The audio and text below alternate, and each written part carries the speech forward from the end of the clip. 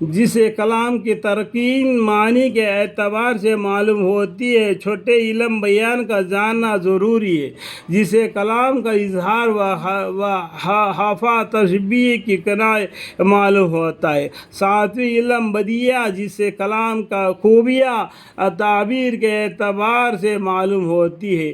یہ تینوں فن علم بلاغت کہلاتے ہیں۔ مفسر کے اہم علوم میں سے ہے، اس لیے کہ کلام پاک جو سراسر آزاد ہے، اس سے اس کے آزاد یہ معلوم ہوتا ہے۔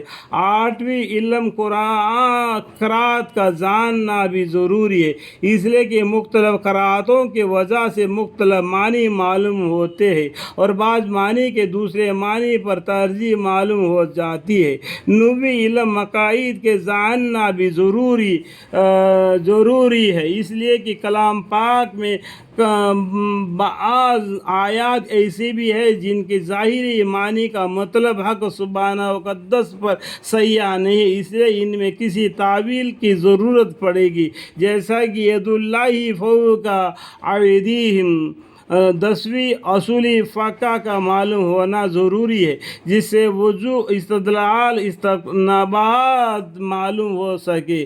11ویں اسباب نزول کا معلوم ہونا بھی ضروری ہے کہ شان نزول سے آیت کے معنی زیادہ واضح ہوں گے، اور بسا اوقات اصل معنی کا معلوم ہونا بھی شان نزول پر موقوف ہوتا ہے۔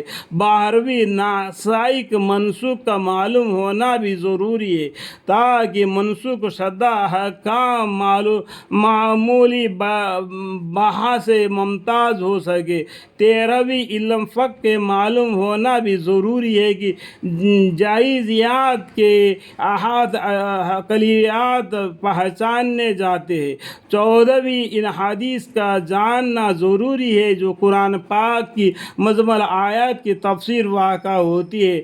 اللہ تعالیٰ سے دعا ہے کہ ہمیں ان باتوں کو سمجھے، یعنی قرآن کریم کو پڑھنا اور معنی کو 1 سے 2 3 4 بار پڑھیں گے تو اللہ تعالیٰ ان کا معنی اللہ تعالیٰ ان کے کرم سے، ان کے رحمت سے اس بندے کو دیں گے۔ جس طریقے اس کا دل دماغ اللہ سے محبت ہوگی، اللہ اس کو علم عطا فرمائے گا۔ اللہ سے دعا ہے ہمیں اور آپ کو دینی علم اور قرآن کے علم عطا فرمائے، ہمیشہ گھر میں قرآن پڑھنے والے بنائے۔ ہر اللہ تعالیٰ الحمدللہ رب العالمین۔